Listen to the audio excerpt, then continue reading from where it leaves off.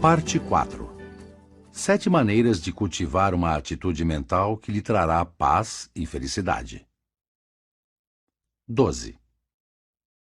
8 palavras que podem transformar a sua vida. Alguns anos atrás me pediram que respondesse a uma pergunta num programa de rádio. Qual foi a maior lição que você aprendeu?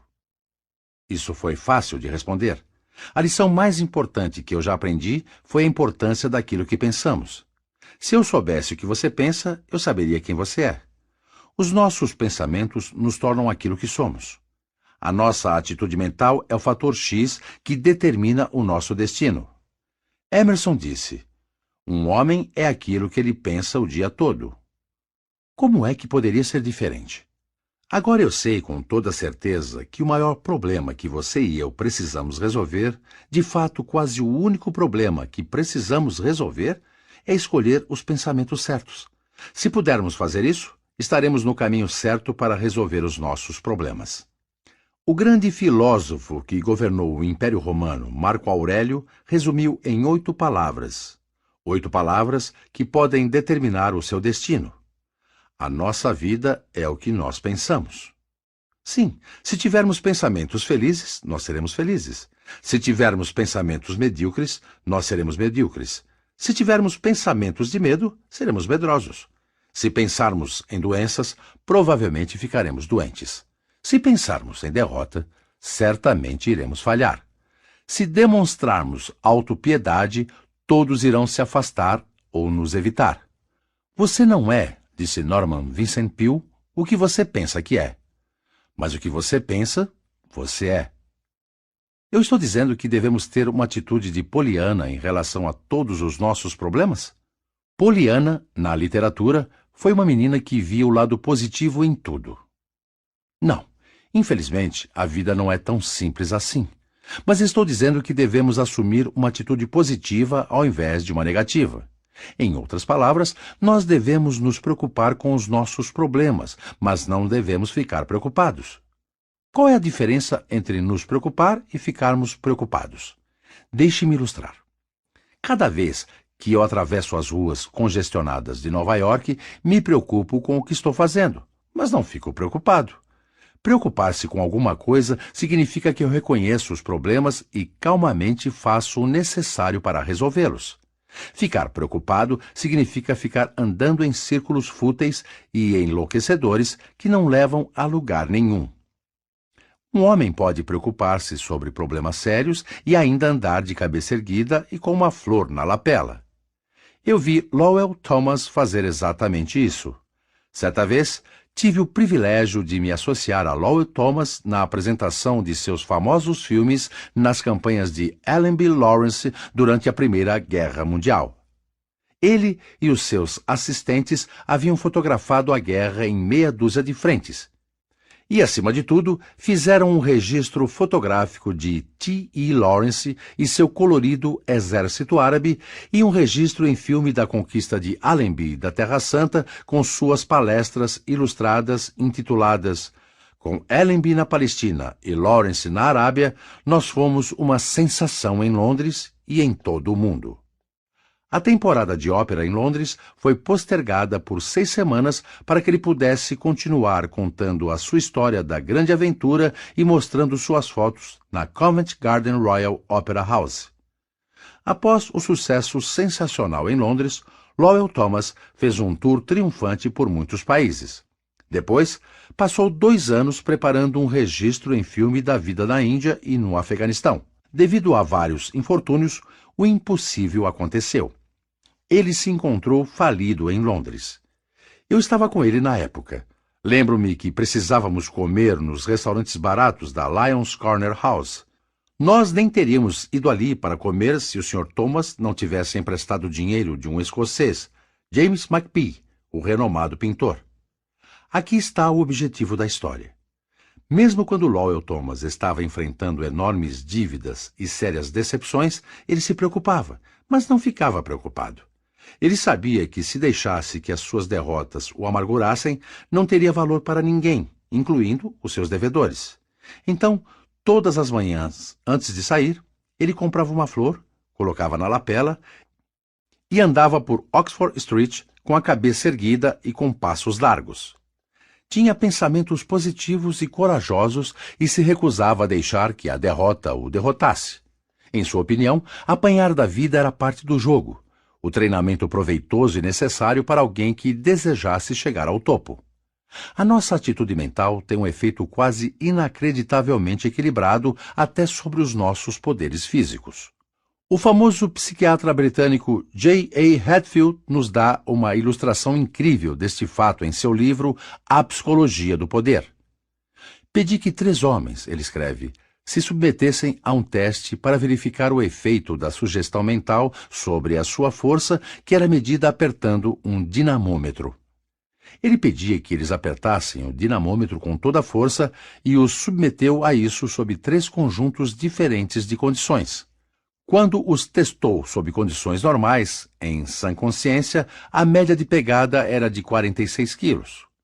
Quando os testou após tê-los hipnotizado e sugerido que eram muito fracos, eles tiveram uma pegada de apenas 14 quilos, menos de 1/3 de sua força normal. Um destes homens era pugilista, e quando Hadfield lhe disse, sob hipnose, que era fraco, ele disse que sentiu seu braço pequeno, como um braço de bebê.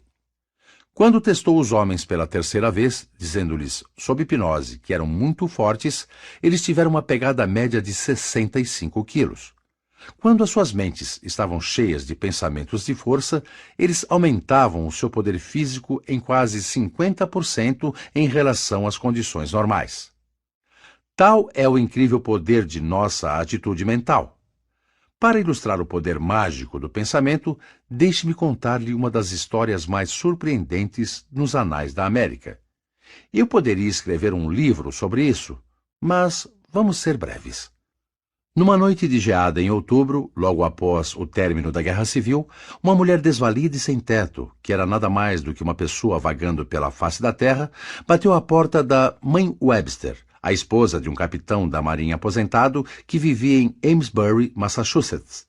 Ao abrir a porta, mãe Webster viu a pequena criatura franzina, com pouco mais de 45 quilos de pele e ossos. A desconhecida, Sra. Glover, explicou que estava buscando um lugar onde ela pudesse pensar e tentar resolver um grande problema que a preocupava dia e noite. Por que você não fica aqui? A Sra. Webster respondeu. Eu estou sozinha nesta casa grande. A Sra. Glover poderia ter ficado indefinidamente com mãe Webster se o genro da última não tivesse vindo de Nova York de férias. Quando ele descobriu que a Sra. Glover estava lá, gritou, não quero nenhum andarilho nesta casa! E expulsou a mulher sem teto. Estava chovendo forte. Ela ficou na chuva, tremendo de frio por alguns minutos, e depois começou a descer a rua, procurando abrigo. Aqui está a parte surpreendente da história. Aquela andarilha que Bill Ellis expulsou de casa estava destinada a ter tanta influência sobre o pensamento do mundo quanto qualquer mulher que já andou sobre a terra. Hoje, ela é conhecida por milhões de seguidores devotos como Mary Baker Eddy, fundadora da ciência cristã. Mas até então, ela tinha pouca experiência na vida a não ser doença, tristeza e tragédia. O seu marido tinha morrido logo após o casamento. O segundo marido a havia abandonado e se envolvido com uma mulher casada. Mais tarde, ele morreu num asilo de indigentes. Ela só teve um filho e foi forçada, por causa da pobreza, doença e ciúme, a entregá-lo para adoção quando ele tinha 4 anos de idade. Perdeu todos os rastros dele e não o viu por 31 anos. Por causa da sua própria saúde debilitada, a Sra. Eddy havia se interessado durante anos pelo que chamava de a ciência da cura da mente. Mas o momento dramático de virada na sua vida ocorreu em Lynn, Massachusetts. Quando andava pelo centro da cidade num dia gelado, ela escorregou e caiu na calçada cheia de gelo e ficou inconsciente. A sua espinha foi danificada de tal forma que ela tinha convulsões e espasmos. Até o médico pensou que ela fosse morrer. Se vivesse, por um milagre, ele disse que ela nunca mais voltaria a andar. Deitada no que deveria ser o seu leito de morte, Mary Baker Eddy abriu a sua Bíblia e foi levada, conforme declarou, por inspiração divina, a ler estas palavras do livro de São Mateus. Nisso vieram e trouxeram-lhe um paralítico. E Jesus disse ao paralítico: Filho, tenha bom ânimo. Os seus pecados estão perdoados. Levanta, tome o seu leito e vá para casa. E ele levantou-se e partiu para sua casa. Essas palavras de Jesus, conforme ela declarou, produziram nela uma vontade tamanha, tal era a força do poder da cura, que ela saiu imediatamente da cama e andou. Aquela experiência, a Sra. Ed disse, foi a descoberta que levou à minha cura e de outros também. Eu conquistei a certeza científica que todas as causas estavam na mente e todos os efeitos eram um fenômeno mental. Essa foi a forma pela qual Mary Baker Eddy tornou-se fundadora e sumo sacerdote de uma nova religião, a ciência cristã, a única grande religião já estabelecida por uma mulher, uma religião que já rodou o mundo. Provavelmente você esteja dizendo, este homem Carnegie está proselitizando a ciência cristã. Não, você está errado. Não pertenço a esta religião. Mas quanto mais eu vivo, mais estou convencido de que há tremendo poder no pensamento. Como resultado de muitos anos ensinando adultos, eu conheci homens e mulheres que baniram a preocupação, o medo e vários tipos de doenças e que transformaram as suas vidas através da mudança de pensamento. Eu sei. Eu já vi incríveis transformações sendo realizadas centenas de vezes. Eu vi isso acontecendo com tanta frequência que já não me surpreendo mais. Por exemplo, uma destas incríveis transformações, que ilustram o poder do pensamento, aconteceu com um dos meus alunos. Ele havia tido um colapso nervoso. Qual teria sido a causa? A preocupação. Este estudante me contou, e eu me preocupava sobre tudo, porque era muito magro, porque pensava que estava ficando careca, porque tinha medo de não ter dinheiro suficiente para me casar, porque sentia que não seria um bom pai, porque temia perder a moça com quem eu queria casar, porque sentia que não estava vivendo uma boa vida. Eu também me preocupava sobre a impressão que as pessoas tinham de mim. Eu me preocupava porque pensava que tinha úlceras no estômago, não conseguia mais trabalhar, pedi demissão do trabalho. Gerei tanta tensão dentro de mim até que me senti como uma caldeira sem válvula de segurança. A pressão se tornou tão insuportável que algo teria que acontecer. E aconteceu. Se você já teve um colapso nervoso, o que não desejo a ninguém, peça a Deus que você nunca passe por isso, porque nenhuma dor no corpo excede a dor excruciante de uma mente em agonia. O meu colapso foi tão severo que eu não conseguia nem falar com a minha família. Eu não tinha controle sobre os meus pensamentos, estava cheio de medo, pulava ao ouvir o menor ruído, evitava todo mundo, começava a chorar sem nenhum motivo. Todo dia era dia de agonia. Eu sentia que todo mundo havia me abandonado, até Deus. Fiquei tentado a pular no rio e acabar com tudo. Ao invés disso, decidi fazer uma viagem à Flórida, esperando que uma mudança de cenário fosse me ajudar. Quando entrei no trem, meu pai me deu uma carta e pediu que eu não a abrisse até chegar. Eu pousei na Flórida durante a alta temporada e havia muitos turistas. Já que eu não consegui lugar em nenhum hotel, aluguei um quarto numa garagem. Tentei conseguir trabalho no navio cargueiro saindo de Miami, mas não tive sorte. Então, passava o meu tempo na praia. Eu me sentia pior na Flórida do que em casa. Então, abri o envelope para ver o que o meu pai havia escrito. O bilhete dizia: Filho, você está a cerca de 2.400 quilômetros de casa e não sente nenhuma diferença, não é verdade? Eu sabia que você não sentiria, porque levou a única coisa que é a causa de todos os seus problemas, isto é, você mesmo. Não há nada de errado com o seu corpo ou com a sua mente. Não são as situações com as quais você se deparou que lhe deixaram assim. É o que você pensa destas situações. Como o homem pensa em seu coração, assim ele é. Quando perceber isso, filho, volte para casa, porque você estará curado. A carta do meu pai me deixou bastante irado. Eu estava querendo consolo e não instrução. Fiquei tão irado que decidi naquele momento que nunca mais voltaria para casa. Naquela noite eu estava andando por um dos becos de Miami e vi uma igreja onde uma reunião estava em andamento. Não tendo nenhum lugar para ir, decidi entrar e ouvir o sermão. O tema era: aquele que conquista o seu espírito é mais forte do que aquele que conquista uma cidade. Sentado ali na santidade da casa de Deus e ouvindo os mesmos pensamentos que o meu pai havia escrito naquela carta, tudo isso limpou o lixo que se acumulou dentro do meu cérebro. Consegui pensar clara e sensatamente pela primeira vez em minha vida. Percebi como eu tinha sido tolo. Fiquei chocado quando enxerguei a verdade. Aqui estava eu, querendo mudar o mundo inteiro e todos nele, quando a única coisa que precisava ser mudada era o foco da lente da câmera, que era a minha mente. Na manhã seguinte, fiz as malas e fui para casa. Uma semana mais tarde, eu estava de volta ao trabalho. 4 meses mais tarde, casei-me com a moça que tinha medo de perder. Agora temos 5 filhos e somos uma família feliz. Deus foi bom para mim, material e mentalmente. Na época do colapso, eu era chefe de uma pequena seção no período noturno com 18 pessoas. Agora sou superintendente da fábrica de papelão e tenho 450 subordinados. A vida é mais plena e mais agradável. Eu acredito e aprecio os verdadeiros valores da vida agora. Quando momentos de inquietude ameaçam aparecer, assim como na vida de todo mundo, eu digo a mim mesmo para focalizar a câmera novamente e tudo estará bem. Posso dizer com toda honestidade que dou graças a Deus por ter tido o colapso, porque eu descobri pelo sofrimento o poder que os nossos pensamentos podem ter sobre a nossa mente e nosso corpo.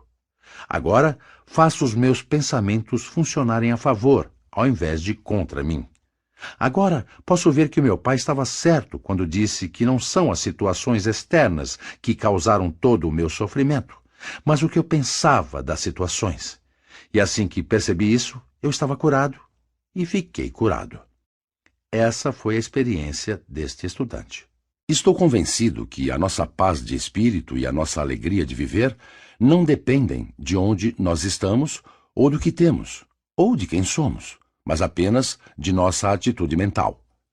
As condições externas têm pouco a ver com isso. Por exemplo, vamos pegar o caso do velho John Brown, que foi enforcado por roubar o arsenal dos Estados Unidos em Harper's Ferry e tentar convencer os escravos à rebelião. Ele foi levado de carroça para a forca, sentado em seu caixão. O carcereiro que estava ao seu lado estava nervoso e preocupado. Mas o velho John Brown estava calmo e tranquilo. Olhando para cima, para as montanhas de Blue Ridge, em Virgínia, ele exclamou: "Que país lindo! Eu nunca tive a oportunidade de enxergar isso até agora." Ou pegue o caso de Robert Falcon Scott e seus companheiros, os primeiros ingleses a chegar ao Polo Sul. A sua viagem de retorno talvez tenha sido a viagem mais cruel enfrentada pelo homem. A comida havia acabado, e o combustível também. Eles não conseguiam mais marchar por causa de uma terrível tempestade de neve que devastou a costa da terra por 11 dias e noites. Um vento tão feroz e cortante que deixava sulcos no gelo polar. Scott e seus companheiros sabiam que iam morrer, e haviam comprado uma quantidade suficiente de ópio em caso de emergência. Se eles tomassem uma boa dose de ópio, poderiam deitar-se e ter sonhos agradáveis para nunca mais acordar. Mas eles ignoraram a droga e morreram cantando alegremente para acalentar as suas almas. Nós sabemos disso porque lemos a carta de adeus que foi encontrada com os seus corpos congelados por uma equipe de busca 8 meses depois. Sim, se nós tivermos pensamentos criativos, de coragem e de calma, nós poderemos nos deleitar com o cenário enquanto sentamos em nosso caixão, indo à forca. Ou poderemos encher as nossas barracas com cânticos alegres para acalentar as nossas almas, enquanto estivermos famintos e congelando até morrer. Milton, em sua cegueira, descobriu a mesma verdade há 300 anos. A mente é seu próprio lugar e em si mesma. Pode fazer um céu do inferno e o inferno do céu. Napoleão e Helen Keller são ilustrações perfeitas da afirmação feita por Milton. Napoleão tinha tudo o que os homens geralmente desejam: glória, poder e riquezas. Mas ele disse a Santa Helena: Eu não conheço nem 6 dias felizes da minha vida. Enquanto Helen Keller, cega, surda e muda, escreveu: eu achei a vida maravilhosa. Se meio século de vida me ensinou alguma coisa, foi que nada pode lhe trazer a paz senão você mesmo. Estou apenas tentando repetir o que Emerson disse tão bem nas últimas palavras de seu ensaio sobre a autoconfiança. Uma vitória política, um aumento de aluguel, a recuperação de uma doença ou o retorno de seu amigo ausente ou algum outro evento externo desperta o seu ânimo, e você acredita que bons dias ainda virão. Não acredite nisso. Nunca há de ser. Nada pode lhe trazer a paz senão você mesmo. Epíteto, o grande filósofo estoico, nos alertou que deveríamos nos preocupar mais sobre remover os pensamentos errados da nossa mente do que remover tumores e abscessos de nosso corpo. Epíteto disse há 19 séculos que a medicina moderna confirmaria o que ele estava dizendo. O Dr. G. Camp Robinson declarou que 4 entre 5 pacientes admitidos no Hospital Johns Hopkins sofriam de condições trazidas em parte por estresses e tensões emocionais. Isso era verdade na maioria dos casos de distúrbios orgânicos. Eventualmente, ele declarou, estes sintomas são devidos a desajustamentos à vida e seus problemas. Montaigne, o grande filósofo francês, adotou estas 16 palavras como lema de sua vida.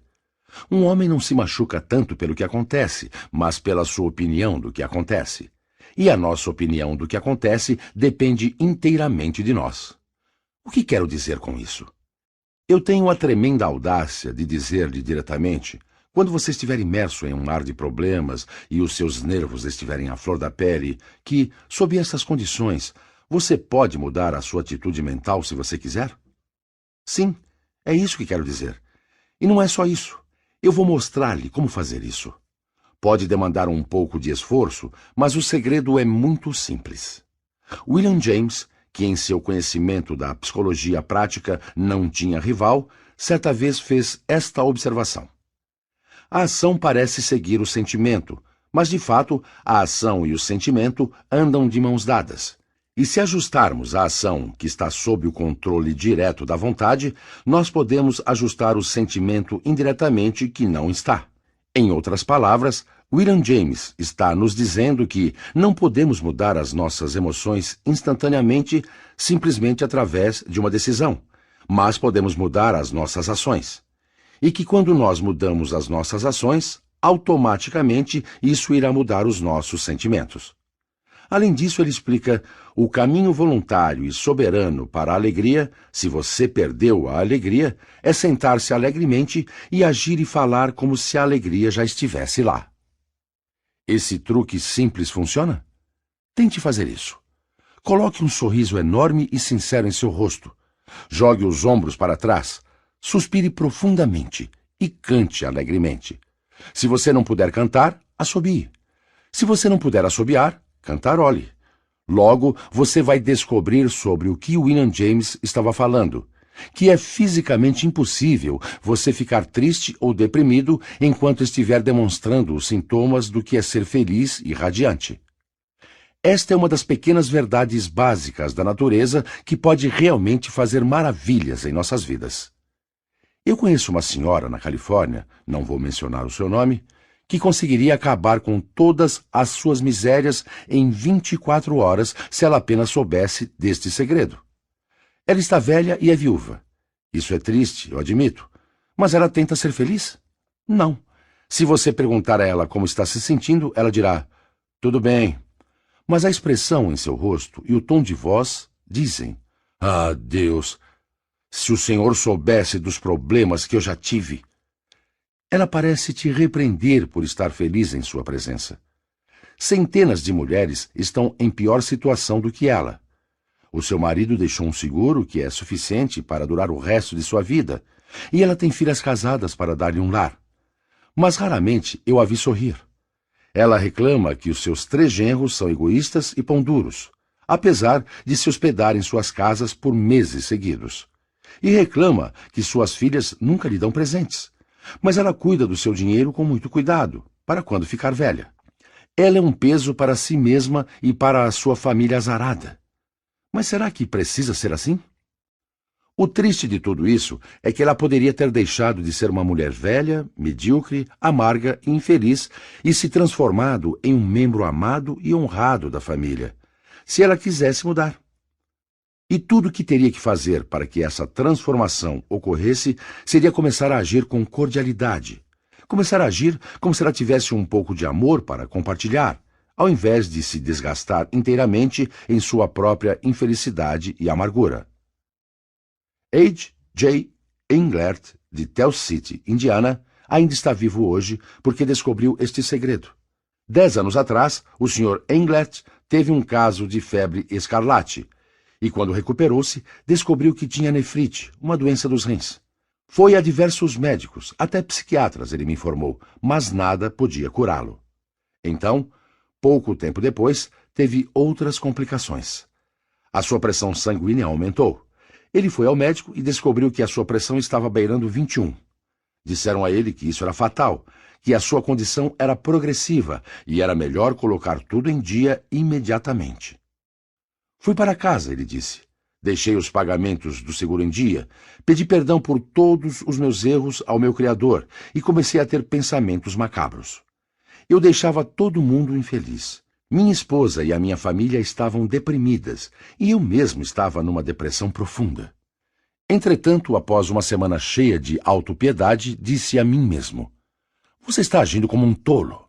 Talvez demore 1 ano até você morrer, então por que não tenta ser feliz enquanto você está aqui?"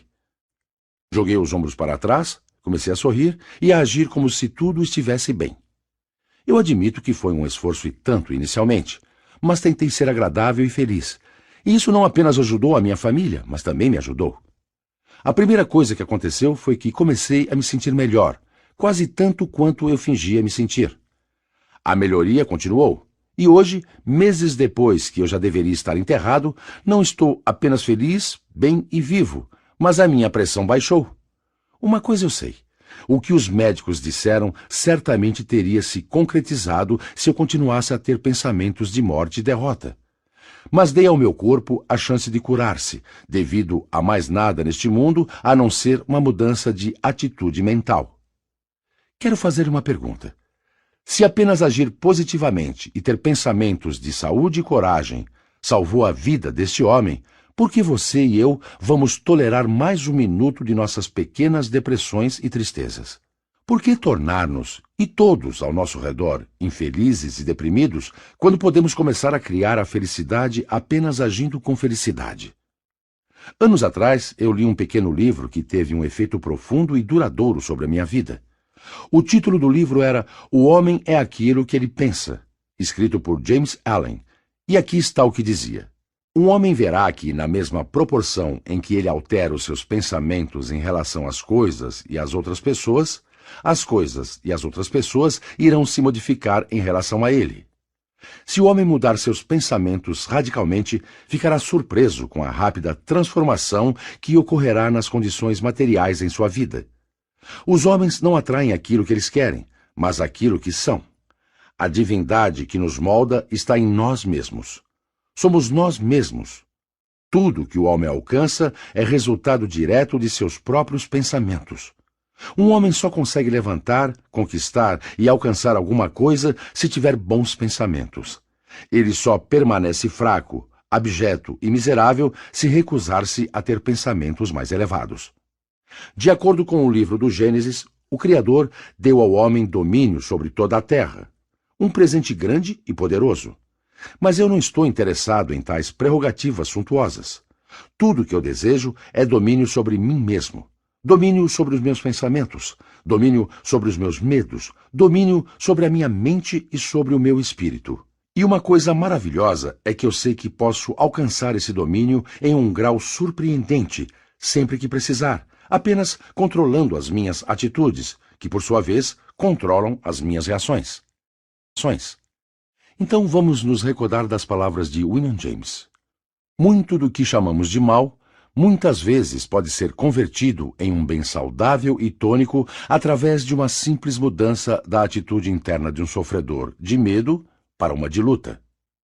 Vamos lutar pela nossa felicidade. Vamos lutar pela felicidade de seguir um programa diário de pensamentos construtivos e alegres. Aqui está este programa. Ele se chama Só Hoje. Eu achei esse programa tão inspirador que já distribuí centenas de cópias dele. Foi escrito pelo falecido Sybil F. Partridge. Se você e eu o seguirmos, poderemos eliminar a maioria de nossas preocupações e aumentar consideravelmente a nossa porção do que os franceses chamam de la joie de vivre, a alegria de viver. Só hoje. 1. Hoje eu vou ser feliz. Isso presume que o que Abraham Lincoln disse é verdade, que a maioria das pessoas são tão felizes quanto decidem ser. A felicidade vem de dentro, não é uma questão do que acontece externamente. 2. Hoje eu vou tentar me ajustar para o que der e vier e não vou tentar ajustar tudo aos meus desejos. Eu vou aceitar a minha família, os meus negócios e a minha sorte como são e vou me ajustar a eles. 3. Hoje eu vou cuidar do meu corpo. Vou me exercitar, vou cuidar dele, vou nutri-lo, não vou abusar dele, nem negligenciá-lo para que seja uma máquina perfeita para o meu prazer. 4. Hoje vou tentar fortalecer a minha mente. Vou aprender algo útil. Não serei um preguiçoso mental. Vou ler algo que exige esforço, pensamento e concentração. 5. Hoje eu vou exercitar a minha alma de 3 formas. Vou ajudar alguém sem que aquela pessoa descubra. Farei pelo menos 2 coisas que não quero fazer, conforme sugerido por William James, por questão de prática. 6. Hoje eu vou ser agradável. Eu vou ter a melhor aparência, vou me vestir o melhor que puder, vou falar baixo, agir educadamente, vou ser liberal com os elogios, não vou fazer nenhuma crítica, nem encontrar erros em alguma coisa e vou tentar não repreender e nem melhorar ninguém. 7. Hoje eu vou tentar viver apenas este dia. Não vou tentar resolver os problemas da minha vida inteira, todos de uma vez. Por 12 horas, posso fazer algumas coisas que me deixariam escandalizado se eu tivesse que fazê-las por uma vida inteira. 8. Hoje eu vou seguir um programa. Vou escrever o que eu espero fazer a cada hora. Talvez eu não o siga ao pé da letra, mas pelo menos terei um. Eu vou eliminar 2 contratempos, a pressa e a indecisão. 9. Hoje eu vou ficar em silêncio por meia hora, sozinho, e vou relaxar. Nesta meia hora, às vezes, vou pensar em Deus para dar um pouco mais de perspectiva à minha vida. 10. Hoje não vou ter medo, especialmente não terei medo de ser feliz para aproveitar o que é lindo, para amar e para acreditar que aqueles que eu amo me amam. Se quisermos desenvolver uma atitude mental que nos trará paz e alegria, aqui está a regra número 1. Pense e haja com alegria e você encontrará a alegria.